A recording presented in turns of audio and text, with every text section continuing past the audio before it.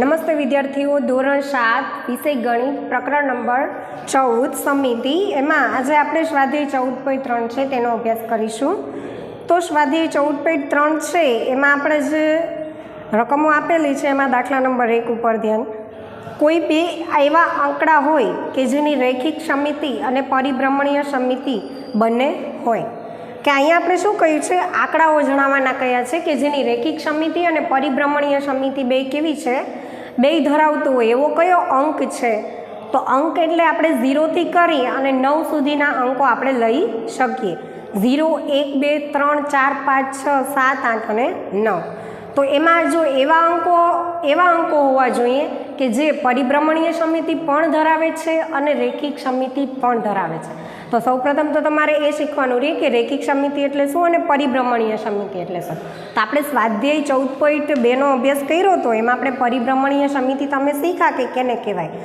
તો અને રૈખિક સમિતિ છે આપણે સ્વાધ્યાય 14.1 છે એમાં આપણે જે આકૃતિઓ આપેલી હતી એના દ્વારા પણ આપણે શીખી ગયા કે એને રૈખિક સમિતિ કહેવાય. જો સ્વાધ્યાય 14.1 છે એમાં દાખલા નંબર 1માં આપણે આકૃતિઓ આપેલી હતી કે આકૃતિઓની આપણે વચ્ચેથી આડી એવી લાઈન આપણે વચ્ચેથી એક લાઈન એ ક્રોસ કરવાની કે જેથી આપણે બંને આકૃતિના જે ભાગો છે એ બંધ બેસતા થાય, એને કહેવાય રૈખિક સમિતિ, જે તમે શીખી ગયા સ્વાધ્યાય 14.1માં.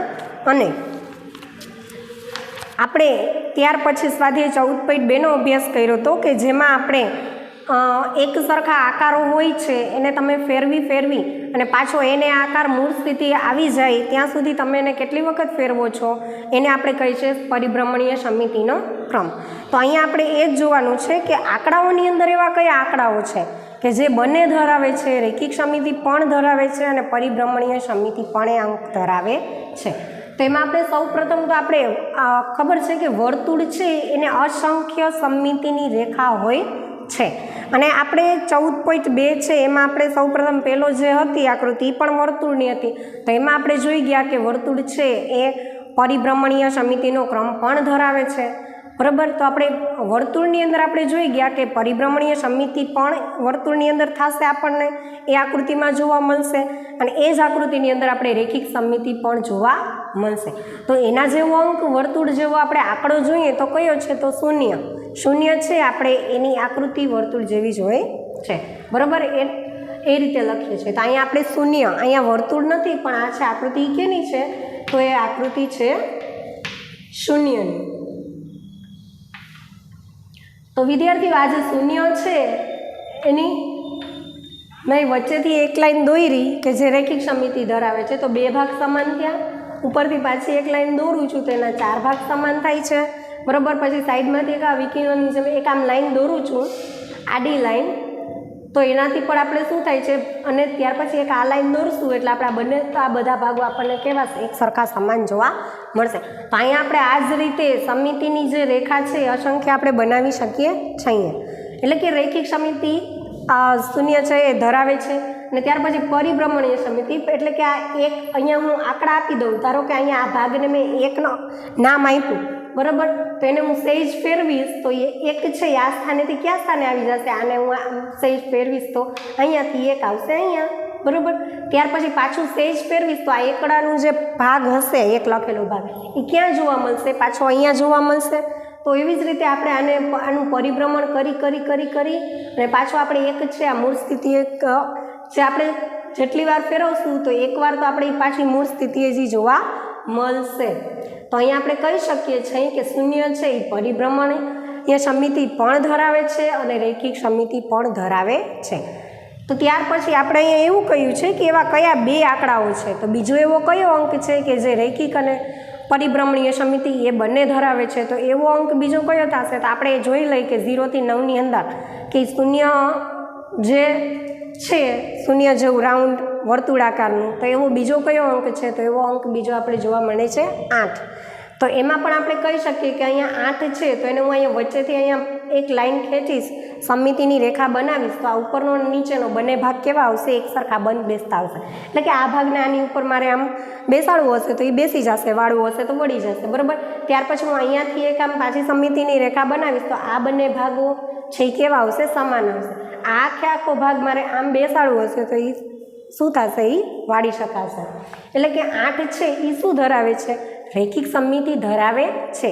જ્યારે આપણે વાળી શકતા હોય અને ભાગો બંધ બેસતા આવતા હોય એટલે એ ભાગ છે એ રેખિક સમમિતિ ધરાવે છે એમ આપણે કહી શકીએ. તો અહીંયા રેખિક સમમિતિ છે. હવે પરિભ્રમણીય સમમિતિ આપણે જોઈએ તો 8 છે એ આપણે અત્યારે શું છે તો કે આમ આપણે ઊભો દેખાય છે 8 આ સ્થિતિએ. તો હવે એને તમે આમ ફેરવો, તમે આ ફેરવશો ને એટલે તમને આંકડો આ રીતનો જોવા મળશે, આડો થઈ જશે. ઊભો હશે એમાંથી કેવો થઈ જશે? આડો થઈ જશે. પાછો તમે એને અહીંથી આમ ફેરવશો ને 8ને એટલે પાછો એ મૂળ સ્થિતિએ કે જેવો ઊભો હશે એવો જ આપણે 8 જોવા મળશે, 8 જોવા મળશે. બરાબર.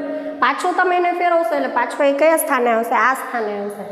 બરાબર. આડો થઈ જશે. પાછો તમે એને ફેરવશો તો પાછો તમને એ મૂળ સ્થિતિએ જોવા જ મળશે 8. એટલે કે તમને જ્યારે 8ને આપણે ફેરવતા હોઈએ અને વચ્ચે વચ્ચે જો આપણે પાછો આપણે 8 જો આકાર જ જોવા મળતો હોય ને તો આપણે કહી શકીએ કે પરિભ્રમણીય સમમિતિ પણ ધરાવે છે. એટલે કે એવા બે અંકો કયા છે કે જે રેખિક અને પરિભ્રમણીય સમમિતિ ધરાવે? તો એક 0 અને એક 8 છે કે જે રેખિક સમમિતિ અને પરિભ્રમણીય સમમિતિ બંને ધરાવે છે. દાખલા નંબર 2 છે એમાં રકમ છે કે નીચેના દરેકમાં શક્ય હોય તો કાચી આકૃતિ દોરો. કાચી આકૃતિ દોરવાની કઈ છે, તમારે પણ દોરવાની થશે. એમાં જે પહેલું છે એકથી વધુ ક્રમની રેખિક અને પરિભ્રમણીય સમમિતિ હોય તેવો ત્રિકોણ દોરો. કે અહીંયા એવું કહ્યું છે કે ત્રિકોણ દોરવાનું છે, પણ કેવો ત્રિકોણ દોરવાનો છે કે જેની એકથી વધુ ક્રમની રેખિક અને પરિભ્રમણીય બંને સમમિતિ હોય. એટલે કે બે સમમિતિ આપણે જોવા મળે, જેમ આપણે 0 અને 8માં બે સમમિતિ જોવા મળી હતી એવી જ રીતે ત્રિકોણ આપણે એવો બનાવવાનો કે જેમાં પરિભ્રમણીય સમમિતિ અને રેખિક સમમિતિ બંને જોવા મળતી હોય. તો અગાઉ આપણે જોઈ ગયા એવો ત્રિકોણ છે એ સ્વાધ્યાય 14.2 છે એમાં આપણે જોઈ ગયા કે દાખલા નંબર 1નો જે બી આકૃતિ છે ત્રિકોણની સમબાજુ ત્રિકોણ છે. તો સમબાજુ ત્રિકોણ છે તો એને આપણે 3 ભાગ કરી શકીએ. 360ના અંશે 360 અંશના ખૂણે આપણે એને કેટલી વખત આપણે પરિભ્રમણ થતું હોય તો આપણે એને કેટલી વખત ફેરવી શકીએ? 3 ભાગ એક સમાન હોય તો આપણે એને 3 વખત ફેરવીએ તો આપણે પાછું એને ત્રિકોણ છે એ મૂળ સ્થાને આપણે જોવા મળે. એ આપણે જોઈ ગયા. તો અહીંયા કઈ આકૃતિ આવશે? તો આપણે અહીંયા સમબાજુ ત્રિકોણ છે તેની આકૃતિ આવશે. સમબાજુ ત્રિકોણ એટલે જેની 3 બાજુઓ સમાન હોય. તમારે માપ લઈને કરવાનું થશે આ ત્રિકોણ કે જેથી અહીંયા વચ્ચેથી ડોટ કરું તો એક અહીંયાથી લાઈન અને એક અહીંયાથી લાઈન અને એક આ પ્રમાણે. તો આ 3 ભાગો છે 1, 2 ને 3 ભાગો એ તમને એક સરખા જોવા મળશે ત્રિકોણની અંદર. કે આને તમે 1 નંબર આપો અને આને તમે આમ સહેજ આમ ફેરવો તો 1 નંબર ક્યાં તમને જોવા મળશે? ફેરવશો એટલે અહીંયા. ત્યાર પછી પાછો ફેરવો એટલે અહીંયા ને પાછો ફેરવો એટલે પાછો એ 1 નંબર છે એ મૂળ સ્થિતિએ આવી જશે. તો એ રીતે તમે આને પરિભ્રમણ કરી શકો છો આ જ ત્રિકોણને. અને અહીંયા એવું પણ કહ્યું છે કે કોઈ બે એવા એકથી વધુ ક્રમની રેખિક સમમિતિ, બરાબર. પરિભ્રમણીય સમમિતિ તો છે પણ રેખિક સમમિતિ ધરાવે છે તો કે હા ધરાવે છે. જો આ પરિભ્રમણીય સમમિતિ થાય ને રેખિક સમમિતિ એટલે શું? તો કે આ જ્યારે સમબાજુ ત્રિકોણ હોય છે કે જેની 3 બાજુઓ સમાન હોય છે એવા ત્રિકોણને તમે ઉપરથી આવી રીતે આમ કરી શકો છો એટલે એને આપણે રેખિક સમમિતિ પણ ધરાવે છે એમ આપણે કહી શકીએ છીએ. 2 ભાગો બંધ બેસતા આવે. હવે ચાલો એમાં બીજું આપણે જોઈએ તો એકથી વધુ ક્રમની માત્ર રેખિક સમમિતિ હોય પણ પરિભ્રમણીય સમમિતિ ન હોય તેવો ત્રિકોણ. હવે એકથી વધુ ક્રમની રેખિક સમમિતિ હોય અને પરિભ્રમણીય સમમિતિ હોય એવો ત્રિકોણ આપણે કઈ રીતે આપણે એની રચના કરી શકીએ? તો જોઈએ એકથી વધુ ક્રમની રેખિક સમમિતિ અને પરિભ્રમણીય સમમિતિ. તો એવો ત્રિકોણ કયો થશે? સમદ્વિબાજુ ત્રિકોણ. સમદ્વિબાજુ ત્રિકોણ છે કે જેની આપણે રેખિક સમમિતિ છે આપણે બનાવી શકીએ છીએ. એટલે એકથી આપણે 2 ભાગો બંધ બેસતા આપણે કરી શકીએ છીએ પરંતુ એમાં આપણે પરિભ્રમણીય સમમિતિ જોવા મળતી નથી. કે એનું આપણે પરિભ્રમણ કરશું તો આપણે 360 અંશના ખૂણે એટલે એકથી વધુ તમને એમાં જોવા મળશે નહીં. હવે ત્યાર પછીનું આપણે રકમ જોઈએ એકથી વધુ ક્રમની પરિભ્રમણીય સમમિતિ હોય પણ રેખિક સમમિતિ ન હોય તેવો ચતુષ્કોણ. હવે ચતુષ્કોણ આપણે કરવાનો છે. આકૃતિ નંબર 3 છે એમાં આપણે જોઈએ તો કે ચતુષ્કોણ ત્રીજો દાખલો છે તેની આકૃતિ બનાવી આપણે અહીંયા. ચલો આ બીજાની હતી આકૃતિ, આ પહેલાંની. ત્રીજાની આકૃતિ આપણે બનાવીએ ચતુષ્કોણની. તો આ ચતુષ્કોણમાં જો વચ્ચેથી હોય હું લાઈન આમ કરીશ સીધી લાઈન હોય તો અહીંયા આ 2 ભાગો સરખા નહીં આવે. આ ભાગ આની ઉપર બંધ બેસતો આવશે નહીં, બરાબર. ખૂણા બંધ બેસતા આપણને જોવા મળશે નહીં ચતુષ્કોણમાં, એટલે કે બંધ બેસતા જોવા ન મળે તો એ ચતુષ્કોણ છે આપણે કહી શકીએ કે એ રેખિક સમિતિ એની છે નહીં, પરંતુ પરિભ્રમણીય સમિતિ છે, કે આને તમને પરિભ્રમણીય સમિતિ કે આને તમને 360ના ખૂણે અંશે તમે આને ગોળ ફેરવી શકો છો કે જેથી તે મૂળ સ્થાને જોવા મળે છે. ત્યાર પછીની આપણે આકૃતિ જોઈએ તો કે IV એમાં આપણે આકૃતિ જોઈએ કે ચોથો નંબર છે, એકથી વધુ ક્રમની રેખિક સમિતિ હોય પણ પરિભ્રમણીય સમિતિ ન હોય ને તેવો ચતુષ્કોણ. બરાબર, રેખિક સમિતિ તો છે, અહીંયા આપણે રેખિક સમિતિ અહીંયા બનાવી શકતા નથી, આ રીતની આપણે કરી શકીએ નહીં કે જેથી બંધ બેસતા આકાર આવતા નહોતા, પણ પરિભ્રમણીય સમિતિ હતી. પણ આપણે એવો ચતુષ્કોણ અહીંયા બનાવીએ કે જેથી તેની શું હોય, રેખિક સમિતિ હોય પરંતુ પરિભ્રમણીય સમિતિ ન હોય. તો એવો કયો છે, તો જોઈએ આપણે આ રીતનું કે આ ચતુષ્કોણ છે કે જેની આ બંને બાજુઓ કેવી છે, સમાન છે. તો વચ્ચેથી આપણે એક લાઈન કરી અને આ બંને ભાગો છે એ બંધ બેસતા આપણે કરી શકીએ છીએ. બરાબર, પરંતુ આનું આપણે પરિભ્રમણ કરી શકશું નહીં, પરિભ્રમણીય સમિતિ આ ચતુષ્કોણ ધરાવતું નથી. તો આપણે દાખલા નંબર 2માં કાચી આકૃતિ દોરવાની કહી હતી કે એકથી વધુ ક્રમની રેખિક સમિતિ અને પરિભ્રમણીય બંને સમિતિ હોય તેવો ત્રિકોણ. તો એવો ત્રિકોણ કયો છે, સમબાજુ ત્રિકોણ. આપણે અહીંયા જોઈ ગયા કે સમબાજુ ત્રિકોણ છે તો કે જેની આપણે એકથી વધુ શું કરી શકશું, તો કે રેખિક સમિતિ અને પરિભ્રમણીય સમિતિ બંને આપણે જોવા મળશે. ત્યાર પછી એકથી વધુ ક્રમની રેખિક સમિતિ હોય પણ પરિભ્રમણીય સમિતિ ન હોય તેવો ત્રિકોણ કયો છે, તો કે તેવો સમદ્રી બાજુ ત્રિકોણ થશે. સમદ્રી બાજુ ત્રિકોણની અંદર આપણે એકથી વધુ છે એ રેખિક સમિતિ હોય પણ એમાં પરિભ્રમણીય સમિતિ જોવા મળશે નહીં.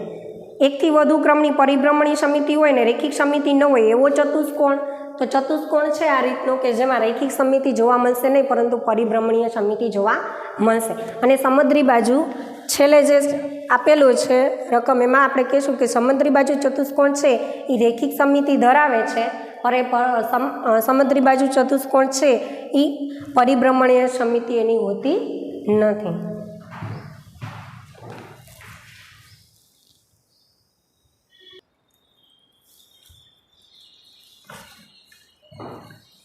હવે આપણે દાખલા નંબર 3 છે તે જોઈએ. સ્વાધ્યાય 14.3નો દાખલા નંબર 3 એમાં રકમ છે કે જો કોઈ આકૃતિમાં 2 અથવા વધુ રેખિક સમિતિ છે, જો પરિભ્રમણીય સમિતિ હોય તો તેનો ક્રમ 1 કરતાં વધુ હોય. એટલે કે આપણે આટલી આકૃતિઓ આપણે દોરી જોઈ ચેક કરી કે રેખિક સમિતિ અને પરિભ્રમણીય સમિતિ પણ આપણે આકૃતિની અંદર જોઈ ગયા. તેમાં કોઈ એવી આકૃતિ હતી કે જે આકૃતિની અંદર 2 અથવા વધુ એટલે કે 2 અથવા 2 કરતાં પણ વધારે આપણને રેખિક સમિતિ અને પરિભ્રમણીય સમિતિનો ક્રમ અને રેખિક સમિતિની આપણે જે સમિતિની લાઈન બનાવીએ છીએ એ આપણે જોવા મળે છે. તેવી કઈ આકૃતિ છે, તેવી તો આપણે ઘણી આકૃતિઓ જોઈ ગયા છે. તો એમાંની આપણે આકૃતિઓ કોઈ પણ લઈ શકીએ. બરાબર, તો અહીંયા આપણે જોઈએ કે ચોરસ છે, તો ચોરસને આપણે રેખિક સમિતિ અને પરિભ્રમણીય સમિતિ બેય તે ધરાવે છે. એટલે કે હા, આકૃતિમાં 2 અથવા 2 થી વધારે રેખિક સમિતિ હોય ત્યારે પરિભ્રમણીય સમિતિનો ક્રમ 1 કરતાં વધુ હોય. બરાબર, જો કોઈ આકૃતિની અંદર 2 અથવા 2 થી વધુ રેખિક સમિતિ છે તો ચોરસની અંદર આપણે આકૃતિમાં જોઈ શકીએ છીએ કે ચોરસ છે આ રેખિક સમિતિની લાઈન બનાવેલી છે. અને આપણે પરિભ્રમણીય સમિતિ એટલે કે આને જ્યારે ચોરસ જ્યારે આમ પરિભ્રમણ કરશે ત્યારે આપણે જોઈ શકીએ છીએ કે પરિભ્રમણીય સમિતિનો ક્રમ પણ આપણે અહીંયા મેળવી શકીશું. અને બહુ આકૃતિ 360ના અંશના ખૂણે આપણે આ જે ખૂણો છે આપણે ફેરવતા એક વખત આપણે પાછો આ 1 છે એ 1ના સ્થાને જ આપણને એ જોવા મળશે, એ જ ભાગ આકૃતિનો. બરાબર, એટલે આ પરિભ્રમણીય સમિતિનો ક્રમ પણ ધરાવે છે તેમ આપણે કહી શકીએ છીએ. જો અહીંયા આપણે ખાલી આ 2 લાઈન દોરીએ તો આપણને અહીંયા 1, આ 2, આ 3 અને આ 4 એટલે કે આ 90 અંશના ખૂણે આપણે એને કેટલી વખત આપણે જોઈ શકીએ, તો કે 4 વખત આપણે પરિભ્રમણ કરી શકીએ છીએ. તો અહીં ચોરસને રેખિક સમિતિની આપણે 4 રેખિક સમિતિ પર 4 ધરાવે છે એમ આપણે કહી શકીએ. અને આ રીતે આપણે કહી શકીએ કે 4 રેખિક સમિતિ ધરાવે છે અને પરિભ્રમણીય સમિતિ આપણે 90 અંશનો ખૂણો છે 1, 2, 3 અને 4 વખત ફરશે, પાછો અહીંયા પહોંચશે જ્યારે આ ખૂણે, ત્યારે એ પાછી એનું પરિભ્રમણ શું થશે, પૂરું થશે. એટલે પરિભ્રમણીય સમિતિ પણ તેની 4 છે. એટલે કે આકૃતિમાં 2 અથવા 2 થી વધારે રેખિક સમિતિ હોય ને જ્યારે કોઈ પણ આકૃતિમાં, તો ત્યારે પરિભ્રમણીય સમિતિ છે એ હંમેશા 1 કરતાં વધારે જ આપણને તે જોવા મળશે. ત્યાર પછી દાખલા નંબર 4 છે, એમાં કહ્યું છે ખાલી જગ્યા પૂરો અને કોષ્ટક આપેલું છે. એમાં કોષ્ટકની અંદર આપણે લાઈન આપેલી છે, એમાં પહેલી લાઈનમાં આકાર લખ્યું છે, તો આકાર કયો છે? ચોરસ છે. તો એમાં આપણે એ જણાવવાનું છે કે પરિભ્રમણીય ક્રમ કયો છે, આકારનો પરિભ્રમણ કેન્દ્ર કયું છે અને પરિભ્રમણ કોણ કયો છે. સૌપ્રથમ પરિભ્રમણ કેન્દ્ર આપણે કહ્યું છે, તો ચોરસ છે એનું પરિભ્રમણ કેન્દ્ર કયું થશે? તો કે વિકર્ણનું છેદન બિંદુ થશે. તો વિકર્ણથી આપણે ચોરસ છે એની આકૃતિ છે એનું આપણે પરિભ્રમણ કરી શકીએ છીએ. તો કેટલાક ક્રમ આપણે પરિભ્રમણ કરી શકશું? મૂળ સ્થિતિ આવશે તો કે એમાં આપણે 4 પરિભ્રમણના આપણે ક્રમ જોવા મળશે. તો જે આકૃતિને આપણે 4 ક્રમ જોવા મળતા હોય તો એને આપણે 360 વડે આપણે 4ને ભાગીએ એટલે આપણે કઈ જોવા મળે? તો કે 90 જોવા મળે. 360 ભાગ્યા 4 કરશો એટલે તમને 90 અંશ તમને ત્યાં મળી જશે. ત્યાર પછી લંબચોરસની આકૃતિ આપી છે, તો લંબચોરસમાં એ વિકર્ણનું જે છેદન બિંદુ છે ત્યાંથી જ પરિભ્રમણ એ કરે છે અને એમાં પરિભ્રમણનો ક્રમ કેટલો હોય છે? તો કે 2 હોય છે. બરાબર. લંબચોરસમાં 2 બાજુઓ સામસામેની બાજુઓ સમાન હોય છે, 4 બાજુઓ સમાન નથી હોતી, એટલે આપણે એનો ક્રમ કેટલો જોવા મળશે? તો કે પરિભ્રમણનો ક્રમ આપણને 2 જોવા મળશે. 2 પરિભ્રમણનો ક્રમ જ્યારે જોવા મળે ત્યારે 360ને તમે 2 વડે ભાગો એટલે એના 2 પાર્ટ થશે, 180. એટલે એનો પરિભ્રમણ કોણ શું થશે? 180 અંશ થશે. પછી સમબાજુ ચતુષ્કોણ. સમબાજુ એટલે કે જેની બાજુઓ સમાન હોય એવો ચતુષ્કોણ. બરાબર. તો એવા ચતુષ્કોણની અંદર પણ આપણે વિકર્ણનું છેદન બિંદુ છે ત્યાંથી આપણે એનું પરિભ્રમણ કોણ જોઈ શકીએ છીએ. આપણે સમબાજુ ચતુષ્કોણની આકૃતિ અગાઉ જોઈ ગયા દાખલા નંબર 2ની અંદર. તો એ સમબાજુ જ્યારે ચતુષ્કોણ હતો તો વચ્ચેથી આપણે એમાં એવું કહ્યું હતું કે સમબાજુ ચતુષ્કોણ છે એની અંદર પરિભ્રમણીય સમિતિ હોય અને રેખિક સમિતિ ન હોય એવું કહેલું હતું. તો કે હા રેખિક સમિતિ આપણે એની ચતુષ્કોણની દોરી શક્યા નહીં. બરાબર. બંધ બેસતા ભાગ નહોતા થતા, પણ પરિભ્રમણીય સમિતિ આપણે એમાં જોવા મળતી હતી. તેનું પરિભ્રમણ કેન્દ્ર કયું હતું? તો કે વિકર્ણનું છેદન બિંદુ હતું. તો પરિભ્રમણનો ક્રમ કયો છે? તો કે ત્યાં પણ આપણે પરિભ્રમણ આપણે કેટલી વખત? તો કે 2 વખત થશે અને 2 વખત થાય એટલે 180 અંશનો ખૂણો એ પરિભ્રમણ કરતી હોય એ આકૃતિ. ત્યાર પછી સમબાજુ ત્રિકોણ કીધો છે. સમબાજુ કે જેની 3 બાજુઓ સમાન હોય.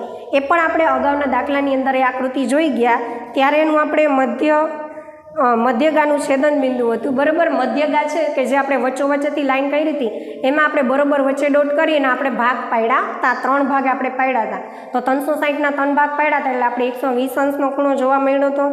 એટલે અહીંયા આવશે પરિભ્રમણ કોણ 120 અંશ.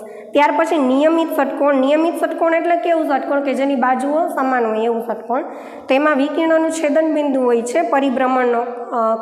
પરિભ્રમણીય કેન્દ્ર. બરાબર. ત્યાંથી તે શું કરે છે? ફરે છે. અને ષટકોણ છે એટલે કે 6 બાજુઓ હશે. 6 બાજુ હોય એટલે 360ના તમે 6 વડે ભાગો એટલે તમને તેનું કોણ પરિભ્રમણ કોણ એટલે ખૂણો છે એ કેટલા અંશનો જોવા મળે? 60 અંશનો જોવા મળશે. ત્યાર પછી આકાર કયો છે? વર્તુળાકાર છે. તો વર્તુળાકારમાં પણ વર્તુળની વચ્ચે શું હોય? બરાબર. ત્યાંથી પરિભ્રમણ કરે તો કે વર્તુળની અંદર આપણે કેન્દ્ર જોવા મળે છે.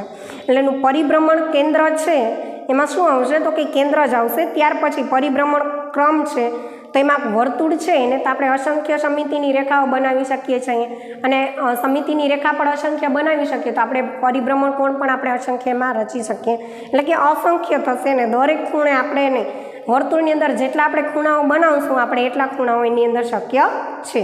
એટલે પરિભ્રમણ કોણ આવશે? દરેક ખૂણો. એવી રીતે.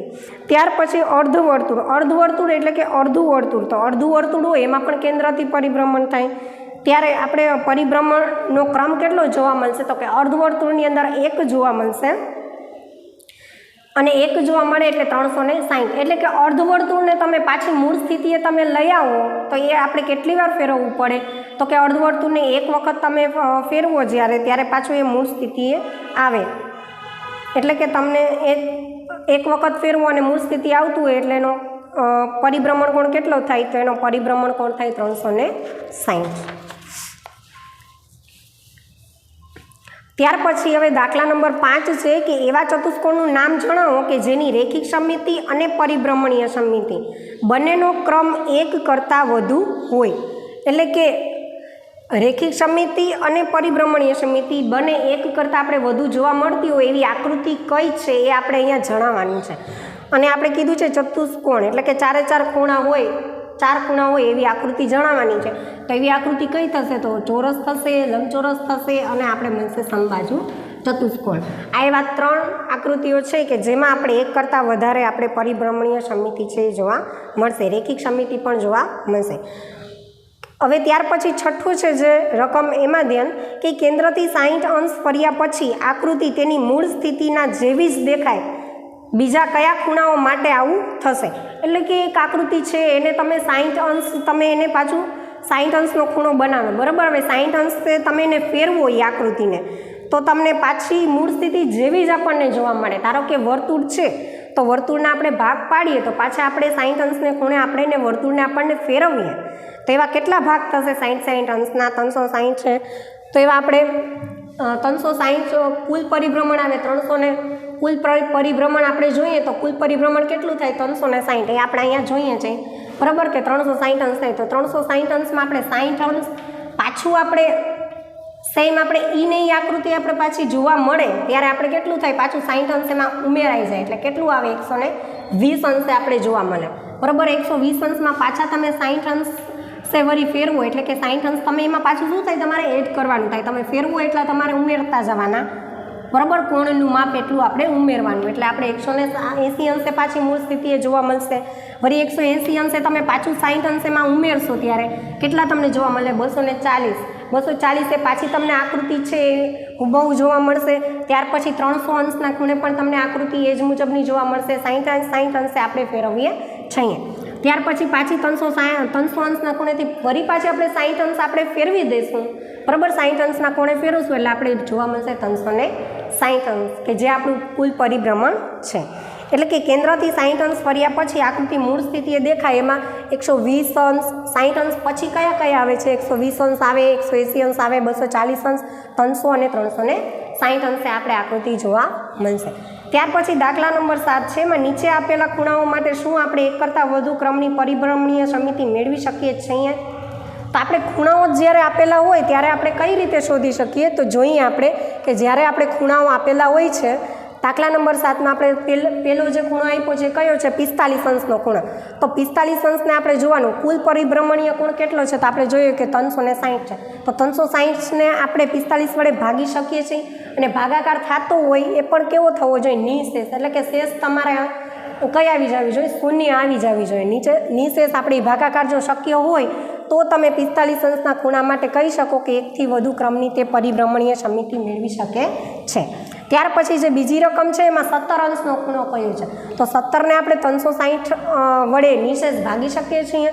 તો 17ને તમે 360 વડે નિશેષ ભાગી શકો નહીં, બરાબર. તમને પોઈન્ટમાં જવાબ આવે, તમે એનો ભાગાકાર કરી ન શકો અથવા તો નીચે શેષ વધે. એટલે કે 17 અંશના ખૂણા માટે આપણે કહી શકીએ કે એક કરતાં વધુ ક્રમની પરિભ્રમણીય સમિતિ મેળવી શકાતો નથી. તો વિદ્યાર્થીઓ આજે આપણે સ્વાધ્યાય 14.3 છે તેનો અભ્યાસ કર્યો. અહીંયા આપણું સ્વાધ્યાય 14.3 છે એ પૂર્ણ થાય છે. અહીંયા આપણું ચેપ્ટર 14 છે સમમિતિ એ પણ પૂર્ણ થાય છે.